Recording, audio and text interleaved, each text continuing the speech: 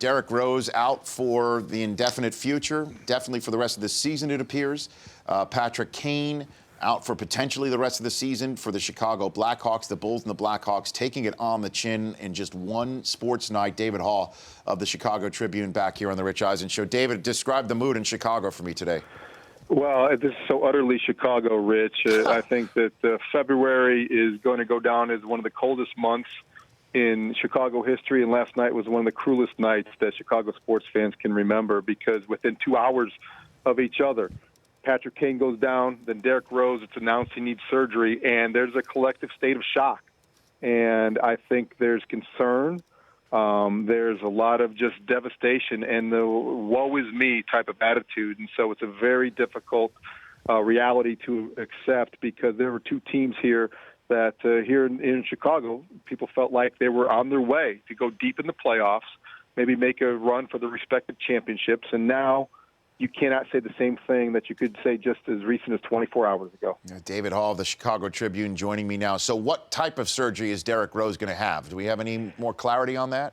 No more clarity except for this meniscus repair. He's going to have probably a choice to make sure.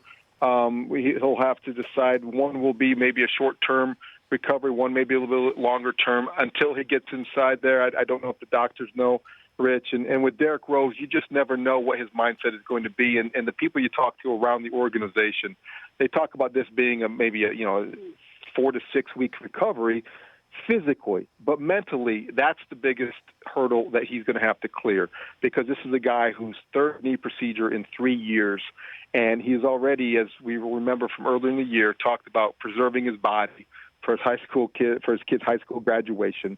You wonder where his head is, and you wonder how he can take another setback like this. So I think physically, this could be a 6 week recovery. Mentally, you don't know if it's going to be much longer. David Haugh of the Chicago Tribune joining me right now. What about his future, his long-term future in Chicago, with the frequent, lengthy recovery times that happen, and how many times that the team needs him and he's not there? And again, this is not his own doing here. It's not his own doing. You feel bad for the young man. He's 26 years old, and this is his third knee procedure. And on my show this morning, Rich, and here in the city, we're drawing comparisons to Gale Sayers. Now, Gale Sayers went to the Hall of Fame, but his career was cut short by injury. There was brilliance that we were deprived of seeing as long as we wanted to see it here in Chicago. And you get the same sense with Derrick Rose, because he's a former MVP whose career you fear will be cut short by injuries that are out of his control. This isn't a result of extra minutes by Tom Thibodeau. This isn't a result of being worn down by a hard-driving coach.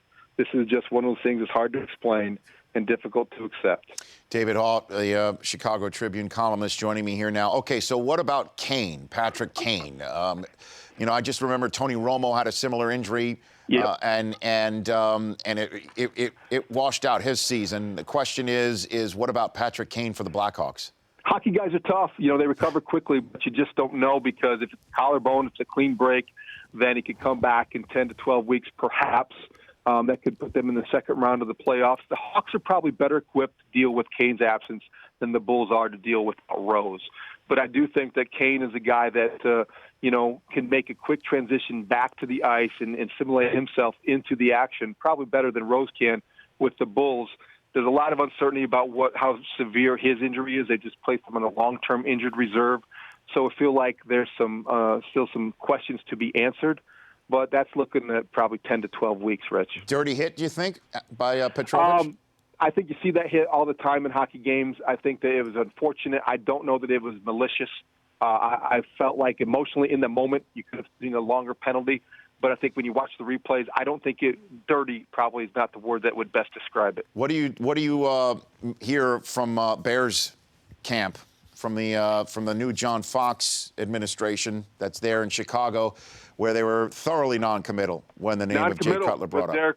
With Jay Cutler and Brandon Marshall. And I think that Brandon Marshall is a guy that I think would be very concerned about his future. And Jay Cutler, I think they're going to maybe gauge the trade market, but they did not commit to him long term.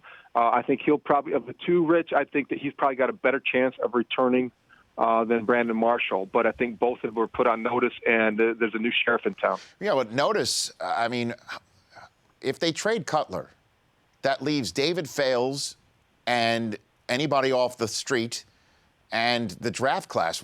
You can't start that way, can you, in Chicago? I don't think so. I've advocated that you just keep them. You grin and bear it for a year. You figure out what you have. And good luck to you if you draft a rookie and you try to get you to be competitive next year. Make the most out of Jay Cutler the way that Dallas did with Tony Romo. Make him do less and maybe get more. Brandon Marshall's a different argument. I think that you could probably move on without him. You have a receiver like him and Alshon Jeffrey. Get a different type of receiver. Pair him with Cutler and see what you got. And so the dejected Bulls and Blackhawks fans, again, there's still a playoff run there. I understand. Yes. Now, but the lonely eyes turning to the Cubbies again. It's that time of year, David. But here's Absolutely. Lester and Rich. Joe Madden, though. Is there a different sense? There's a Chicago? different sense. Optimism is in the air. They're legitimate. They have the number one farm system in baseball. But just in case, because of the way things went last night, John Lester and Anthony Rizzo are wrapped in bubble wrap this morning in Arizona. So they're not allowed outside the clubhouse in case something catastrophic goes wrong. Yeah, but what about the White Sox? Samardzija's down there, right? They've had a better offseason than the Cubs, and they are probably equipped to make a better, more legitimate run for the division title because of Chris Sales, Jeff Samardzija at the top of that rotation. They made some nice moves for Adam LaRoche. They got Melky Cabrera. Hey, if things go awry with the teams that play at the United Center, at least there's baseball in April, and it's the first time we've been able to say that for a long time in Chicago. Yeah, what's going on with the rooftop seats versus the Cubs, David? What's the latest on that? Well, the Cubs won their latest court battle last week, so they're proceeding with the renovation. Tom Ricketts met the media this morning in Arizona. The bleachers won't be ready until May, so that's about when the team will start being competitive as well. So I think they're right on track. David, hang in there. Thanks for calling in. Thanks a lot. You bet. That's David Haugh, the Chicago Tribune, giving you the latest on all things Chicago. The Rich Eisen Show, weekdays at noon Eastern. On Audience.